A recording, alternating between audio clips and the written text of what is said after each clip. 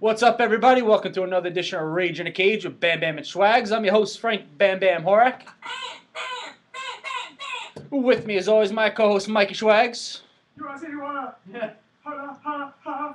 Hey Frank, how's it going? And he showed up 2 days in a row for once. Tough Tony, he's producing. How's it going, Tough Tony? All right, and actually I was here an hour before you guys today. Oh, An hour. So an what's hour. up with that? Okay. And what's up with it? I got a lot of announcements to make. All right, let's do All it. right, let's hear Everybody them. out there watching in the YouTube world, we have our own email account now. Yeah, that's right, heading into the 21st century. Nice. Yes, look at that. Our email account is rageinthecage6@gmail.com. All right, you heard it first. Rageinthecage6@gmail.com. Any questions, any predictions you want to throw at us, just email us, and we can name where you're from, and we'll give you a shout out on there and answer your questions. Yes, we will. So just send us an email. Follow us on Twitter. Oh, we have a Twitter we have account, a Twitter too. account I as was well. busy at Wow. Starbucks. Look at that. Anthony was Very doing nice. something for once. That's it. We got our Twitter account. What do you have to search to find us on Twitter? There it is.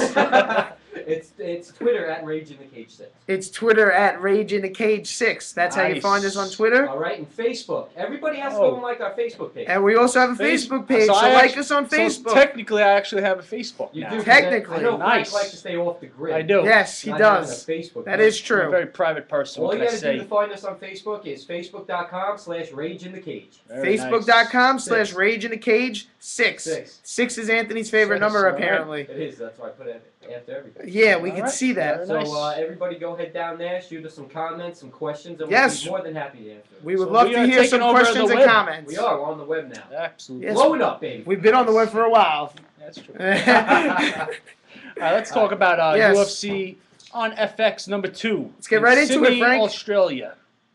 Kampmann, Alves. Huge welterweight fight. Big welterweight fight, and we also have the flyweight tournament Flyweight starting. tournament. I love this tournament format. Yes, it's about time the UFC brings the So, tournament format. It's only 4-person tournament. I would have preferred if it was like an 8-person tournament, but still, I like what the UFC did here, where they got 2 guys currently on the UFC roster, and they bring in 2 flyweight champions from other promotions Yep. to fight in the tournament. So I like how they have it set up. I would have preferred a little bit bigger than 4, but it's going to be good. I'm And excited to see. also, another thing that I like about this fight is that if it goes to a draw after 3 rounds, they've instituted a sudden death victory. Yep.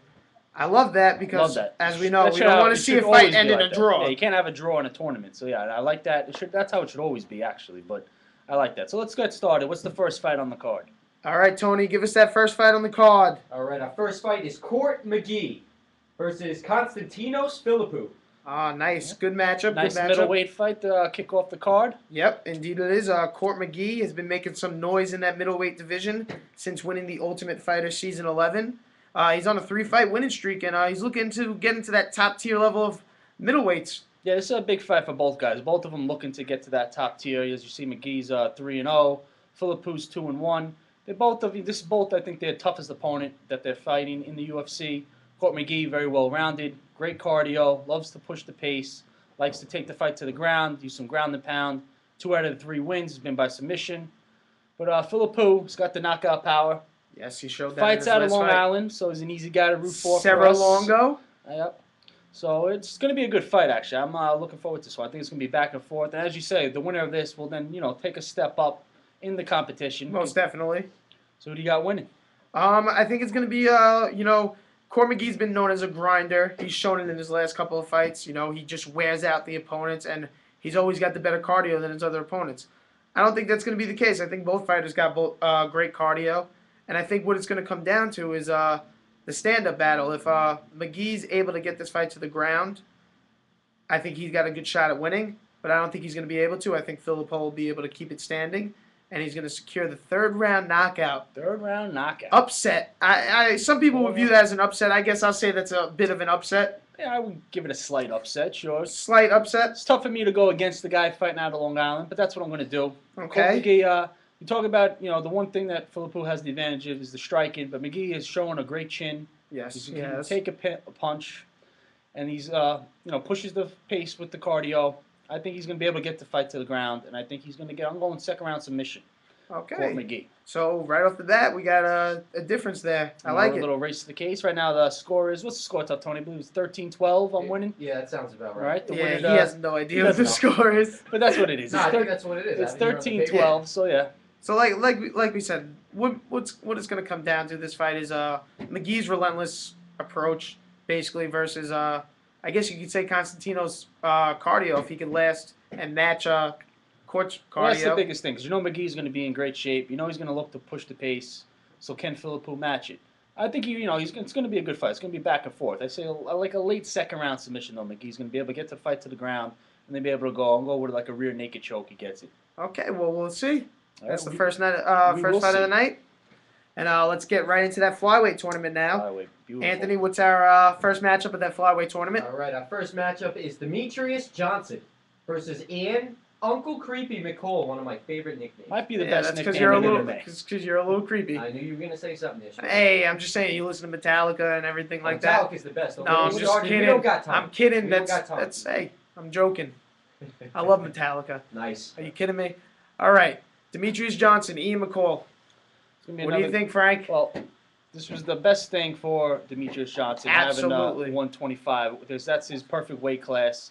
It's hard to imagine a guy being small fighting at 135, but that's what Johnson was. He was a smaller 135 guy.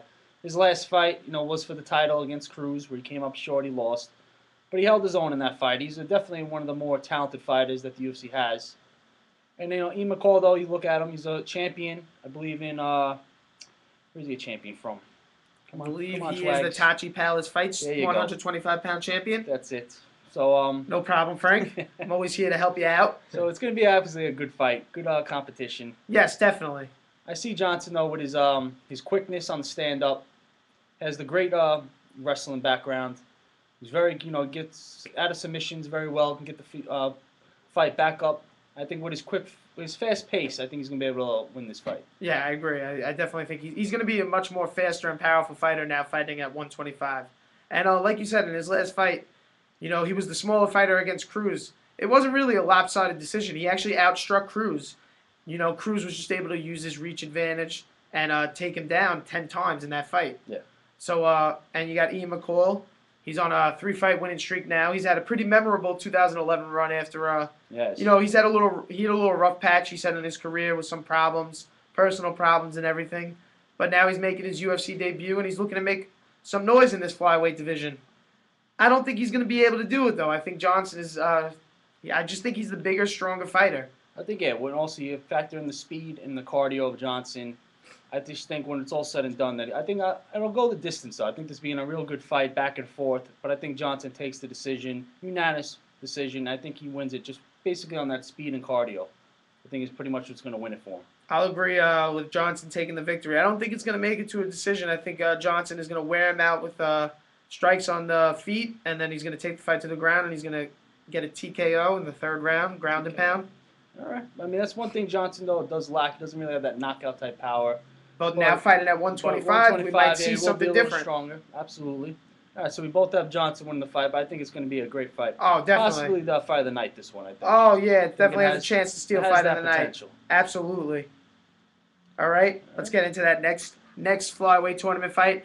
Anthony has no idea how to say these names, so we'll take it over. I see him shaking his head at me. No, don't send it over here. Joseph Benavidez versus Yasuhiro Urashitini. Nice job. That was tough.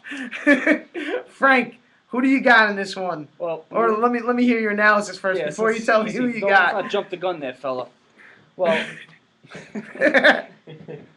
All right, that's a good analysis, Frank. I'll get right into it. Benavidez is on a 2-fight winning streak since coming over to the UFC from the WEC. He's beat Eddie Wineland and Ian Loveland. trains And now, with Team Alpha Male. yes, he trains so with Uriah Faber at Team Alpha Male. Chad Mendez. It's a good camp he's in. Yes, he is. And now he's dropping a flyweight, and he's going to be a much more faster, powerful, and in my mind, probably the most dangerous fighter in that flyweight division right now. This is another guy we could say that's definitely that 125 was a blessing for him. Cause Yeah. At 135, he was a solid fighter. He's got 2 He's a losses. solid fighter in WC. Lost to Dominic Cruz twice. That's it. Those are his only But- 2 losses. Yeah, That's so not a shame. No, not at all. So going to 125 certainly helps. Absolutely. But now And, he's fighting another, a champion though Yes. overseas. Japanese Yoshihiro. Shoto flyweight champion, 123 there. I mean, it's not like a big difference, 123 Not really that much of a 125. big difference. It's going to be a tough fight. I mean, they have, he's obviously the clear favorite, but I think Koshihiro, though, will hold his own in this fight, though. But I definitely have Team Alpha Male member winning the fight, no question about it. Like you said, Yasuhiro will definitely hold his own. You know, he's on a 5-fight winning streak in the Shoto promotion. Yep. He's only got, out of his 19 victories, 14 of them come by decision. But his last 3 out of his 5, he's finished his fight. So he's shown a bit of a killer instinct in his last few fights.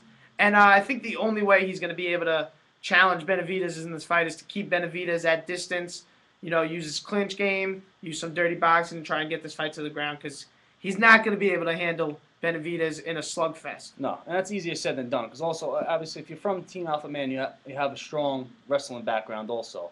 So you can take the fight to the ground, use some good ground and pound also. It's going to be a tough fight. Got some good submissions, too. Absolutely, some very nasty submissions. Some nasty guillotines. I actually have him winning by submission. I'm going 3rd round submission. That's funny. I got him winning by submission, too, and I got a 2nd round guillotine. 2nd round guillotine. I got a 3rd round triangle. All right.